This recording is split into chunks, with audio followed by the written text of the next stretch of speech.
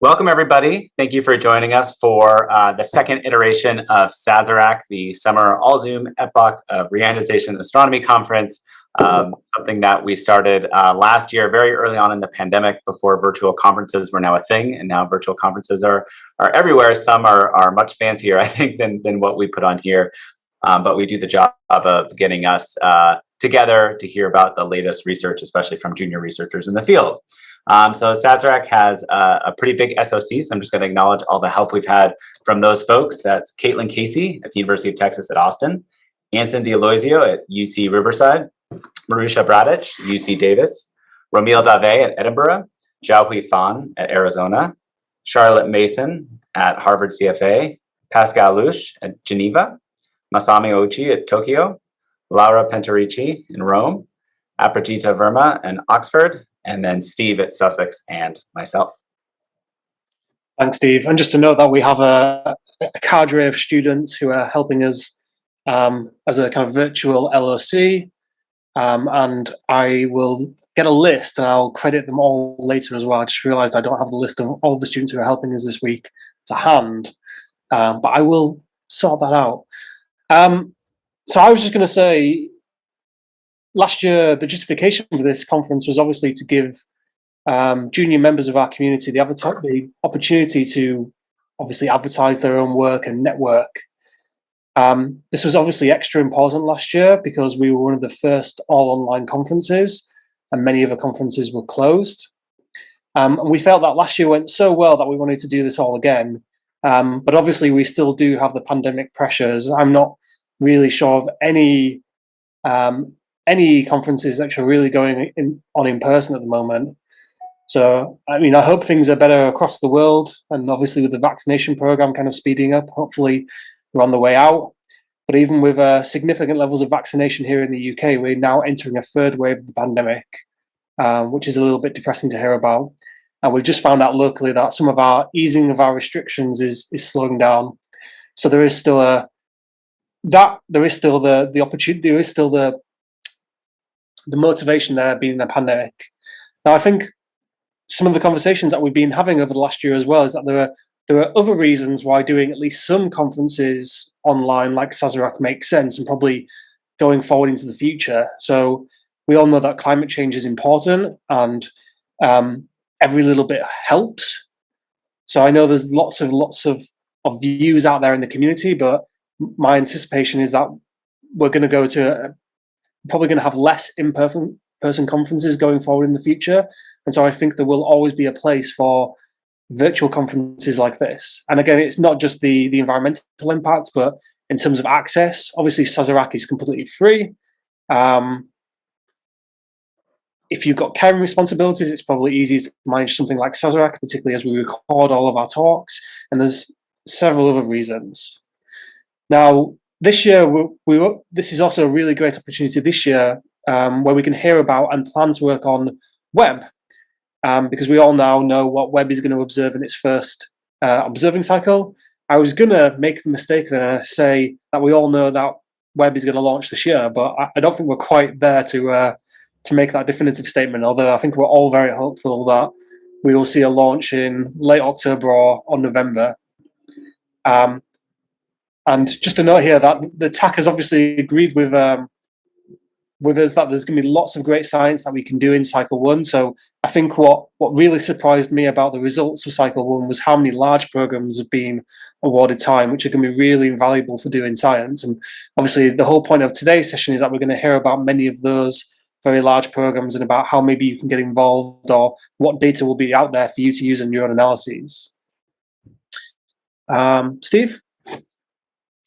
Yeah, so we wanted to acknowledge the environment that we were in last summer when SAZERAC happened, and not only the pandemic, but also the social justice movement that started in the US that led to the delay of the original SAZERAC conference.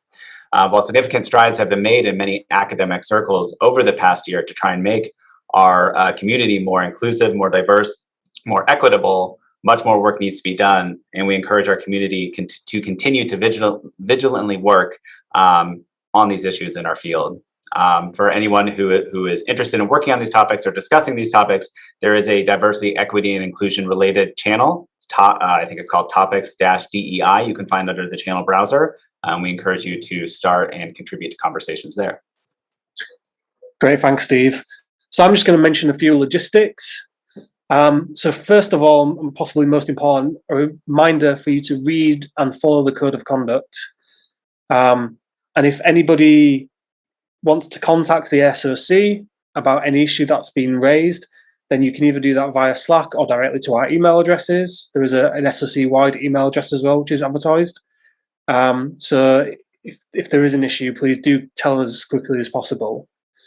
For speakers, remember that the format is speaking for 10 minutes, followed by about 3 minutes of questioning, and then we'll have about a 2-minute handover. Okay, so we're building in these little gaps just to make sure everything goes very smoothly. All the speakers should be promoted to panelists, and so what we will do is at about 9 minutes for your talk, I'll send you a 1-minute warning just via the chat. But I think the experience last year is actually more so than in person. People were generally very, very good at kind of regulating how long they were speaking for, which is great. The question and answer. So this is where it all becomes a little bit more complicated. So we're not using the Q&A feature in Zoom to do the questions. We decided to do it all via Slack. This is because we've obviously got people joining via YouTube. And by doing it via Slack, that means we're going to have a record of all the questions.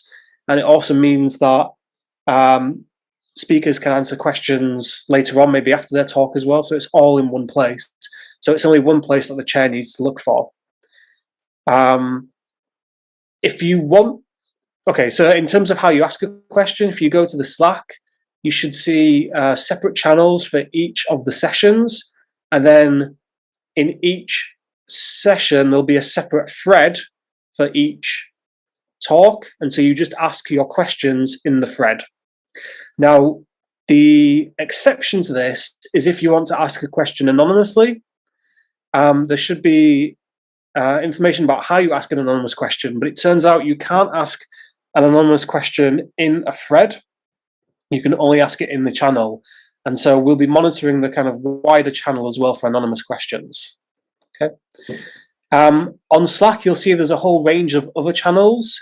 So for example, Hire Me, tech support, we have a channel for diversity, equality and inclusion, or equality, diversity and inclusion, depending which side of the pond you're on, education and public outreach. There's also topical channels where if you have a recorded talk or you have a poster and you just want to post something in there, then feel free. We haven't added people automatically to those topical channels. You should be able to add yourself to those topical channels quite easily. So if you're just interested in, for example, 21 centimeter, there should be a relevant channel there. Might not be called 21 centimeter now that I've said that. Okay. If you signed up for the networking opportunity, you should have gotten an email by now. If you haven't, then please contact Charlotte Mason. And the very last thing is we're going to trial a service called WonderMe, which we don't actually have time to trial it now, so I'll trial it at the end of this first session. But this is a way that we can chat with each other socially. So WonderMe is completely free, which is why we've chosen it for SAZERAC, because obviously we're not charging anything.